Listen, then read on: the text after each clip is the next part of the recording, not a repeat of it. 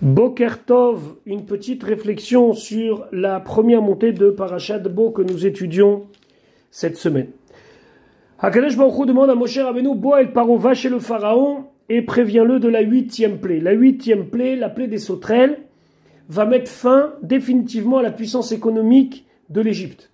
La plaie précédente, la plaie de Barad, avait touché la végétation, mais pas toute la végétation. À la fin de la Parashat Vaïra, on a vu qu'il y avait une partie de la végétation qui n'était pas arrivée encore à maturité, qui n'avait pas été touchée. La Parashat Bo, la première des plaies de la Parasha, c'est la 8e dans l'ordre des 10, c'est les sauterelles qui vont véritablement finir jusqu'aux petites souvenirs d'herbes qui pouvaient exister en Égypte. Et là, véritablement, l'Égypte n'aura plus rien à voir avec un pays florissant comme c'était le cas. Maintenant, Moshe Rabbeinu, il va chez le pharaon. On a vu déjà que Akadosh Baruch Hu renforce et endurcit le cœur du pharaon à chaque fois. On sait très bien que les 5 premières plaies, c'est le pharaon qui a endurci son cœur tout seul. Et les 5 dernières plaies, c'est Hachem qui a endurci le cœur du pharaon. Et encore une fois, Moshe Rabbeinu va et prévient le pharaon qui car si tu refuses de libérer mon peuple, ainsi Akadosh Baruch Hu dit, je vais amener demain des sauterelles dans tes frontières. Donc on voit ici que malgré qu'Akadosh Baruch Hu est en train de renforcer, d'alourdir, d'endurcir le cœur du pharaon, reste qu'il le prévient. Le Rabbi dans l'Écoute Sirot explique que ici, il y a 2 enseignements. Un enseignement pour nous et un enseignement pour l'autre. Premier enseignement pour nous. Il y a des situations où on sent qu'on s'est tellement rentré dans une situation ou dans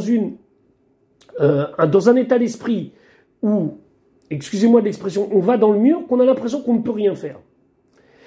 Ici, on a le pharaon. Le pharaon, il est presque manipulé. Mais pour autant, tout n'est pas fermé. Puisque si tout était fermé, alors pourquoi le prévenir? Il faut le laisser.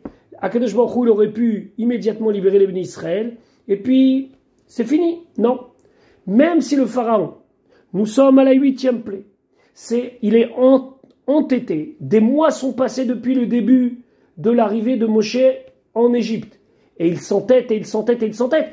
Et plus que ça, il s'entête parce que Akadosh Baruch Hu lui renforce son cœur. Quand même, Akadosh Baruch Hu nous montre ici que la porte, elle n'est jamais fermée. Parce que sinon, il n'y a aucun intérêt de prévenir le pharaon. Le pharaon, de toute façon, comme on dit en anglais, too late, c'est trop tard. Non, c'est jamais trop tard. Même lorsqu'on est le pharaon, entêté par Dieu, et qu'on va à 100% vers la perte, Akadosh Baruch Hu, il laisse toujours une porte ouverte. À plus forte raison, nous, les Bnei Israël, que même lorsque nous sommes conscients que nous-mêmes, on s'endurcit, et on n'écoute pas la parole d'Akadosh Baruch Hu. Et des fois, la situation fait que ça s'emballe à tel point qu'on a l'impression qu'on ne va jamais pouvoir s'en sortir. Et il faut comprendre qu'il y a toujours une porte qui est ouverte. Sinon, Akadosh Baruch Hu ne vient pas prévenir le pharaon. Nous ne sommes pas le pharaon, Baruch Hashem.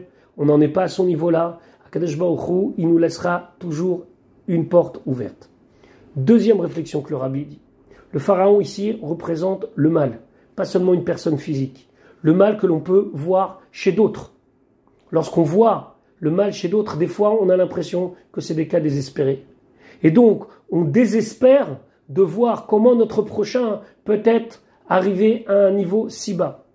La paracha vient et nous rappelle, attention, même au pharaon, Akadosh Baruch Hu, il a laissé une porte. Même à ce qui représente la klipa, la force du mal, presque la plus dure. Une force du mal d'entêtement, de ne pas obéir à Akadosh Baruch Hu. Alors Akadosh Baruch Hu, il lui dit, tu peux encore revenir, voilà, je te préviens.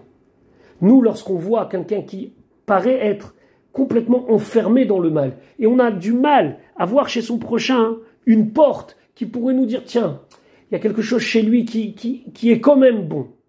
Il faut savoir que ça existe. On ne le voit pas, on ne le sait pas. Mais si Akadosh Baruch Hu, il a cru, entre guillemets, au pharaon, en lui donnant encore une porte en disant, attention, si tu renvoies pas mon peuple, alors va t'arriver ça et ça et ça, ça veut dire qu'il y avait quelque chose encore à faire. Alors à plus forte raison, encore une fois, chez les Bnei Israël qui ont une Neshama qui est Chelek Elokam Imal Mamash, une partie de Dieu, comment fermer la porte à l'autre en disant non mais lui, c'est un cas désespéré, je ne pourrai jamais rien faire avec lui.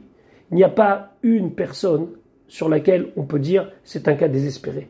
La preuve, c'est qu'Akadosh Baruch Hu nous l'a montré avec le pharaon, à plus forte raison lorsque c'est notre prochain. Je vous souhaite une bonne journée.